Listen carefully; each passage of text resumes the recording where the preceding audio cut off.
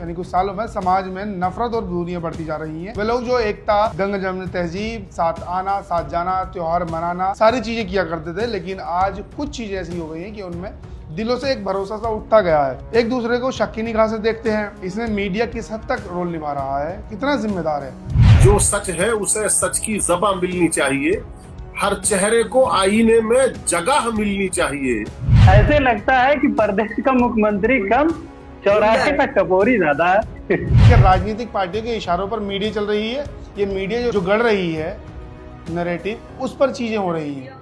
वो हर वक्त वो एक बाजार में है और अपना प्रोडक्ट बेच रहा है, तो उसके सीधे खरीदार राजनीतिक पार्टियां हैं, सरकारें हैं, सीधी खरीदार हैं। अगर सरकारें कानून के मुताबिक और ख़ास तौर से एथिक्स को सामने रख के, नैतिकता को सामने रख के, कानून को सामने रख के अगर काम सरकारें करें और इनको प्रोत्साहित ना करें, इन्हें खरीदे ना, तो शायद इस पर थोड़ा कंट्रोल हो जाए।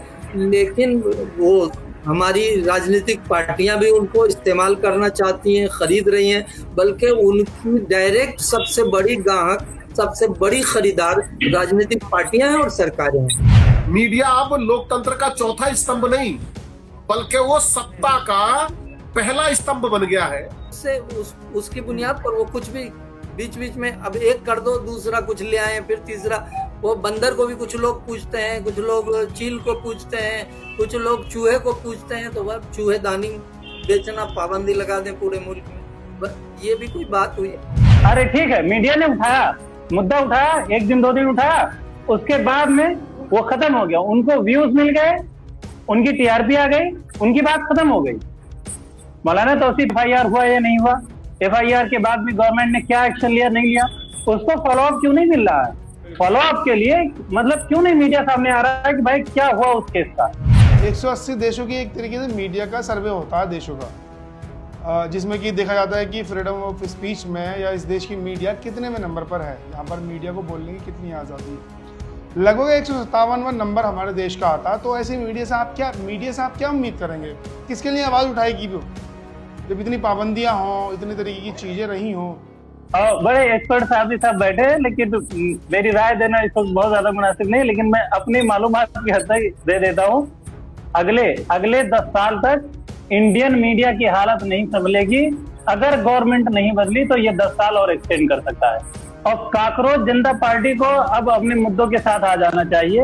हिंदुस्तान में कॉकरोच जनता पार्टी का उदय हुआ 16 मई को, और अब तक लगभग 20 मिलियन से ज़्यादा फॉलोअर्स इंस्टाग्राम पर हो चुके हैं। कहें कि पूरे देश भर में एक तरीके से उसकी हवा छाई हुई है। जो कांग्रेस, बीजेपी या कहीं छोटी छोटी जितनी पार्टियां थी, उनको उसने बहुत पीछे छोड़ दिया है इन चीज़ों में। क्या देखते हैं आप कॉकरोच जनता पार्टी को? क्या उसका भविष्य है? किस तरीके से आप देखते हैं? क्योंकि आप नेपाल में, वहाँ का आपने प्रोटेस्ट सारा देखा है, ये भी जेंजी का ही है। अमेरिका में बैठा हुआ आदमी AI से एक वेबसाइट जनरेट कर देता है, कुछ फ्लेयर बना देता है, और फ्लेयर बनाने के बाद में वो सोशल मीडिया पे स्प्रेड कर देता है। उससे हुकूमत इतना डर जाती है कि उसके एक्स को सस्पेंड कर देती है, पार्टी पर बैन लगाने की बातें करने लगती है, जबकि अभी पार्टी जमीन पर है ही नहीं। पार्टी अभी सोशल मीडिया पे है, जमीन पे अभी पार्टी आई नहीं है, और उसके बैन करने की बातें चलने लगी। देखिए, अगर जेनजीज अगर ये सब गैदर्ड हो गए और इन्होंने अपनी पूरी एनर्जी के साथ अगर जंग लड़ना शुरू कर दिया, तो नेपाल में तख्ता पलट हुआ। तो आबादी के हिसाब से जो रेशियो नेपाल में, उससे कहीं ज्यादा जेनजी का रेशियो इंडिया में है।